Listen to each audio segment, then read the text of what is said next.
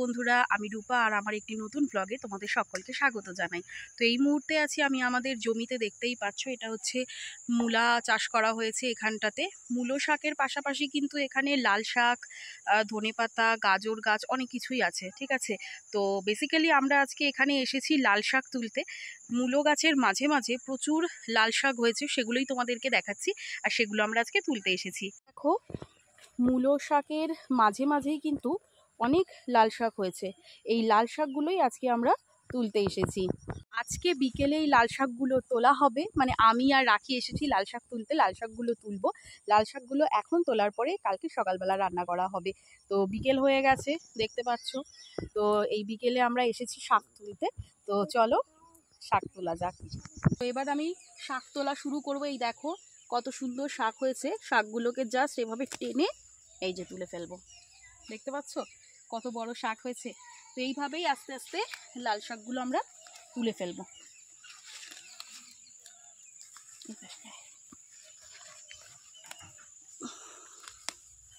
জমি থেকে এইভাবে সরাসরি শাকসবজি তুলে খাওয়ার মজাটাই কিন্তু আলাদা বন্ধুরা।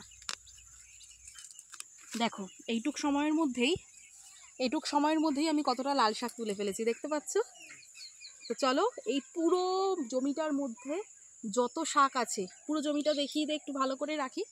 পুরো জমিটার মধ্যে যত লাল শাক আছে, এখন আমরা এই লাল শাকগুলো সব তুলব।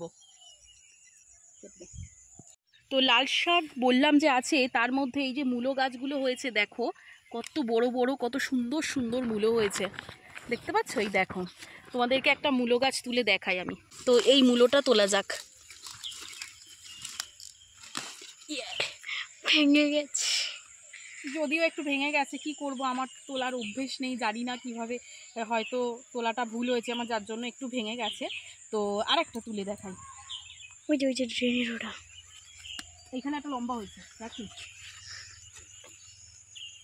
এটাই, এটা তুলবো। এটাও ভেঙে গেছে। আমার কপালটাই খারাপ, আমি যে কটা মূলো তুলছি সব ভেঙে যাচ্ছে।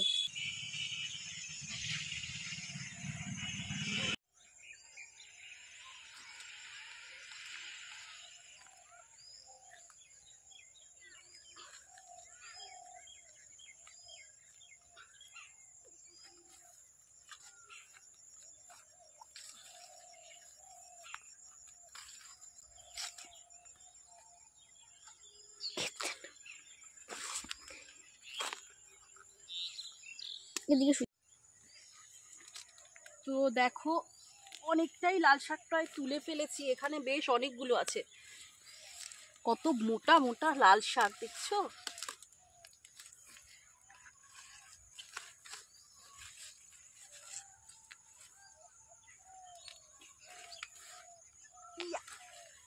মাটিগুলো একটু শক্ত হয়ে গেছে, তুলতে একটু কষ্ট হচ্ছে, দেখছো।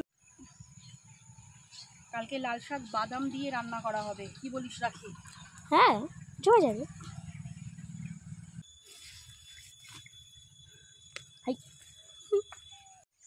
তো এই দেখো, এখানেও আমি কিছুটা শাক তুলে রেখে দিয়েছিলাম।